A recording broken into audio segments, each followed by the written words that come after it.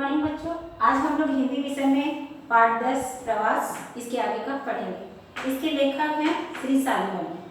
इस पाठ में हमने जाना था कि पक्षी जो हैं एक निश्चित मौसम में जो है एक निश्चित स्थान की ओर प्रवास करते हैं, और प्रवास करने का उनका कारण क्या होता है कि कुछ पक्षी जो है गर्मी और जाड़े से बचने के लिए जो है प्रवास करते हैं, और जैसे ही मौसम परिवर्तन होता है फिर से वह अपने निवास स्थल पर पहुंच जाते हैं। तो कुछ पक्षी ऐसे भी होते हैं जो प्रजनन के लिए प्रवास करते हैं और उसके बाद में फिर वापस आ जाते हैं। इस प्रकार से हम जाने थे कि पक्षी जो है किस प्रकार से प्रवास करते हैं। और वैसे ही यहाँ पर भारत में जो है उदाहरण के लिए बताया गया था कि मुंबई में जो पीलक और पतरिंगे जो है वो मानसून के दौरान शहरी इलाका छोड़ करके जो है कि थोड़ी दूर दक्षिण के पठार या मध्य भारत की ओर चले जाते हैं और सितंबर के शुरू में फिर से लौट आते हैं। तो अब हम लोग आगे का देखते हैं। अपनी इस लंबी यात्रा पर प्रस्थान करने से पहले प्रवासी चिड़िया इसके लिए बाकायदा तैयारी करती है। अब ये सोचिए कि जैसे कि ये भी जाने थे कि प्रवासी चिड़िया जो होती है एक स्थान से दूसरे स्थान जाती है, और किस कारण से जाती है आप लोग इसको जान चुके थे। पर इतना लंबा मार्ग तय करने के लिए वो जैसे कि बड़ा से बड़ा महासागर पार कर लेती है, या फिर एक महाद्वीप से दूसरे महाद्वीप जाती है। ये सारी चीज़ें हम लोग जाने थे। तो इतनी लंबी यात्रा करने के लिए उनके शरीर को ताकत कैसे मिलती है, इसके लिए उनको क्या करना चाहिए।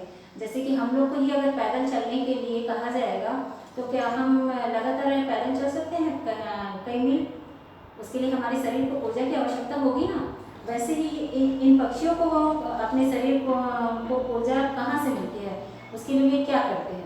तो इसके लिए इस लंबी यात्रा पर प्रस्थान करने से पहले प्रवासी पक्षियाँ इसके लिए बाकायदा तैयारी करते हैं। वे खाना अधिक मात्रा में खाती हैं, ठीक है ना।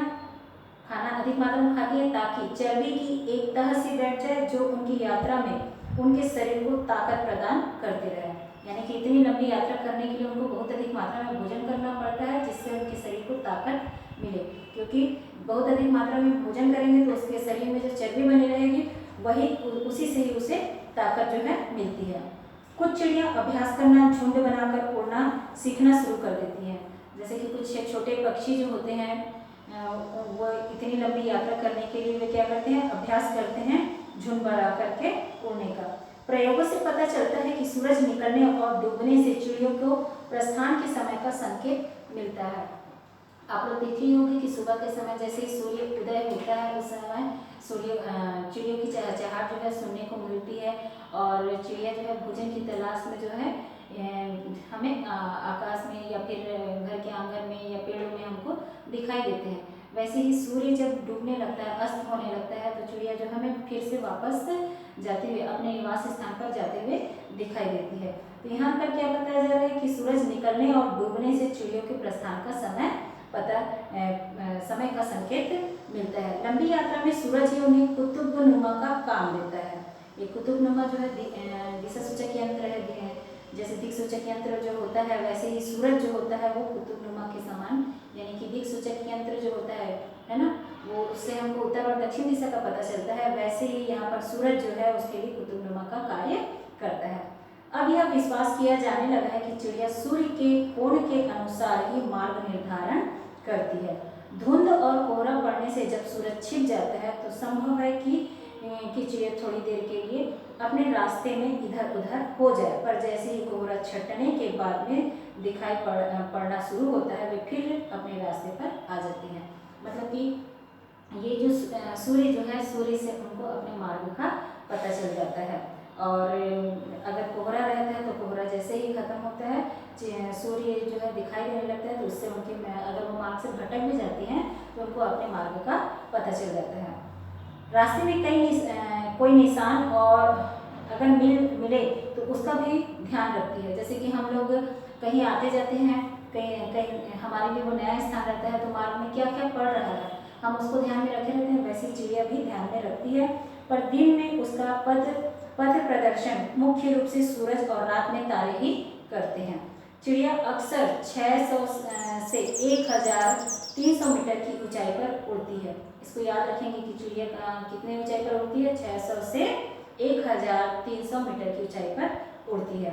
ऐसे में छोटे निशान तो अक्सर दिखाई ही नहीं पड़ते, पर ये निशान कितने कम महत्व के होते हैं इसका सबसे बड़ा सबूत यह है कि कई प्रजातियों में चिड़िया का बच्चा जब पहल प्रवास यात्रा पर चलता है, प्रायः अपने माँ बाप से बिल्कुल अलग और उनसे पहले ही चल देता है। इसलिए हम यह मानने के लिए मजबूर हैं कि जिस बोध के द्वारा वे सूरज के अनुसार रास्ता खोजती हैं उसका विश्लेषण तो संभव नहीं है, अतः इसे सहज वृत्ति ही मानना चाहिए। कुछ प्रजातियां ऐसी होती हैं जिनकी चिड़िया अकेले ही प्रवास यात्रा पर चलती है। हालांकि अधिकांश चिड़िया छोटे या बड़े दलों में ही चलती है। मतलब कुछ चिड़िया की प्रजातियां इस प्रकार की होती हैं कि अकेले, जैसे झुंड में जाते हैं ना, चिड़िया को हम लोग झुंड में जाते देखते हैं, तो ये जो है अकेले ही प्रवास यात्रा पर चलती है। अनेक छोटी चिड़िया वैसे तो सब काम दिन में करती है, पर प्रवास में रात को ही उड़ना पसंद करती है। मतलब दिन में जो कार्य, जैसे हम लोग अपने आसपास चिड़ियों को देखते हैं करते हुए, तो प्रवासी चिड़िया जो होती हैं वो रात में ही उड़ना पसंद करती है। शायद इसलिए कि रात को आक्रामकों से कम खतरा रहता है। आक्रामकों यानी कि जैसे छोटी चिड़िया हैं तो उनको बड़े पक्षियों से खतरा होता है, इसलिए वे रात में उड़ना पसंद करती हैं। छोटी चिड़िया लगभग 30 किलोमीटर प्रति घंटा के हिसाब से उड़ती है। इनकी रफ्तार क्या होती है? 30 किलोमीटर यानी कि प्रति घंटा, यानी कि 1 घंटे में वे 30 किलोमीटर उड़ान मतलब दूरी जो है तय करती है। और प्रवासी चिड़िया एक दिन में औसतन 8 घंटे उड़ती है। ठीक है, प्रवासी चिड़िया जो है एक दिन में औसतन 8 घंटे उड़ती है। इसलिए प्रवास यात्रा का एक खंड 250 किलोमीटर से कम होना चाहिए। बड़ी चिड़िया प्रायः 80 किलोमीटर प्रति घंटा के हिसाब से उड़ सकती है और इसलिए वे एक दिन में काफ़ी अधिक फासला तय करती है। समुद्रों को पार करने में चिड़ियों को लगातार काफ़ी समय तक उड़ना पड़ता है। जाहिर सी बात है, समुद्र का जो किनारा है, एक छोर से दूसरे छोर जाने के लिए उन्हें बहुत लंबी यात्रा जो है तय करनी पड़ती है और ऐसे में बहुत से दल 36 घंटे तक लगातार बिना रुके उड़ते हैं। मतलब सोचिए कि जो पक्षी हैं उनको कितना परिश्रम करना पड़ता है। अक्सर क्या होता है कि अक्सर दल बुरे मौसम, आंधी, अंधड़ आदि में फंस जाते हैं। अब ये तो निश्चित नहीं है कि जब इतनी लंबी यात्रा कर रहे हैं तो उनको मौसम का सामना ना करना पड़े किसी प्रकार का। विशेष रूप से जब वे जमीन पर उड़ रहे होते हैं, ऐसे में बहुत सी चिड़िया मर जाती हैं। सारांश यह है कि प्रवास यात्रा हमेशा कठिन और थकाऊ होती ही है, साथ ही खतरनाक भी होती है। मतलब यहाँ पर क्या पता चल रहा है कि प्रवासी चिड़िया जो है किस लिए प्रवास करती है तो जानती हो, लेकिन ये प्रवास के लिए इनके लिए कठिन भी होता है और थकाऊ भी होता है। थकाऊ तो होगा ही क्योंकि उनको लगातार उड़ते ही रहना है और साथ में खतरनाक भी होती है क्योंकि मौसम का भी सामना उनको करना पड़ता है। अधिकांश प्रवासी चिड़िया अपना जाड़ा काटने के लिए भारत आती हैं, पर यहाँ वे प्रजनन नहीं करती हैं। बहुत सी चिड़िया जो पूर्वी यूरोप में या उत्तरी और मध्य एशिया या हिमालय की पर्वत श्रेणियों में रहती हैं, जाड़े के दिनों में भारत में आ जाती हैं।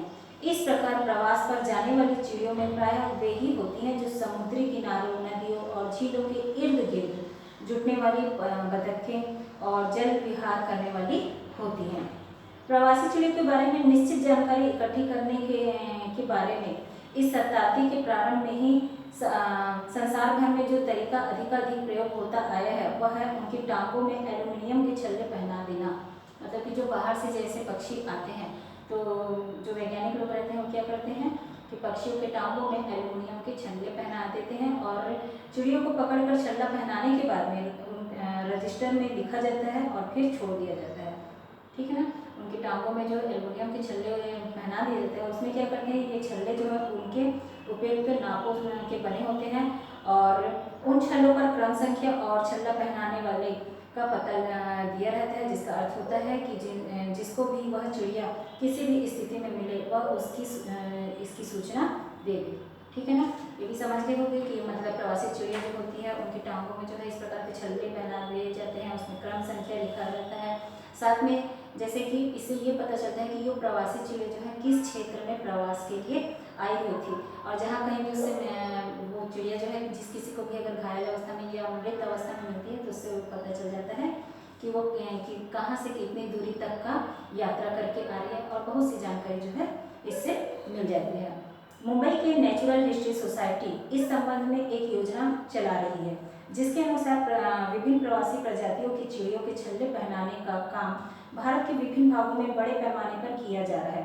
और पिछले 5 वर्षों में उसको बहुत से ऐसे तथ्य और आंकड़े प्राप्त हुए हैं जो पहले बिल्कुल अज्ञात थे। कई जंगली बतखें 4,800 किलोमीटर दूर साइबेरिया में पाई गई हैं। विभिन्न प्रजातियों के दूर दूर पहुंचने और पाए जाने से संबंधित बहुत सी उपयोगी जानकारी इकट्ठी होती जा रही है। मतलब यहाँ पर क्या बताया जा रहा है कि जो पक्षी जो है किसी अन्य देश में पाए जाते हैं, वो पक्षी जो है जब किसी दूसरे देश में पाया गया है तो क्यों पाया गया है, इससे उसके बारे में बहुत कुछ जानकारी जो है मिला है। छल्लों पर लिखा हुआ नेचुरल हिस्ट्री सोसाइटी मुंबई को सूचना दे और साथ ही क्रम संख्या भी दी जाती है। पाठकों से निवेदन है कि वे इस बात को अधिक से अधिक लोगों को बताएं, जिससे उनको मालूम हो कि अगर किसी को कोई छल्ले वाली चिड़िया मरी मिले तो उन्हें क्या करना चाहिए। मतलब कि जैसे कि यहाँ पर पाठ में ही बताया गया कि अगर किसी कोई भी चिड़िया जो है इस प्रकार से अगर मृत अवस्था में मिलती है तो उसमें क्रम संख्या लिखा होता है, पहनाने वाले का पता लिखा होता है, तो वहाँ पर हमको किसी भी प्रकार से सूचना पहुँचानी चाहिए। इस प्रकार जो भी सूचना एकत्र होती है बहुमूल्य होती है और कभी भी व्यर्थ नहीं होती है। भारत में बहुत सी चिड़िया भी मिलती हैं जिनकी पाँव में विदेशों के छल्ले होते हैं। मतलब विदेश में भी जो भारत में ऐसा कार्य किया जा रहा है ये अन्य देशों में भी किया जाता है। तो ऐसी चिड़िया भी मिलती हैं जो विदेशों के छल्ले पहने हुए होते हैं, मतलब कि विदेश में वे पाए गए हैं और विदेश में उनको छल्ला पहनाया गया है। इस प्रकार भारत सभी छल्ले चाहे वे स्वदेशी हो या विदेशी सोसाइटी को भेज दिए जाने चाहिए। और अगर किसी प्रकार का छल्ला भेजना संभव ना हो तो छल्ले का सही नंबर, जिन परिस्थितियों में मिला, तारीख और पाने का स्थान लिखकर भेज दिया जाए। भारत में चिड़ियों के आवागमन के बारे में समुचित जानकारी इस प्रकार के सामूहिक प्रयत्नों द्वारा इकट्ठी की जा सकती है। तो इस प्रकार से ये पाठ जो है यहाँ पर समाप्त होता है।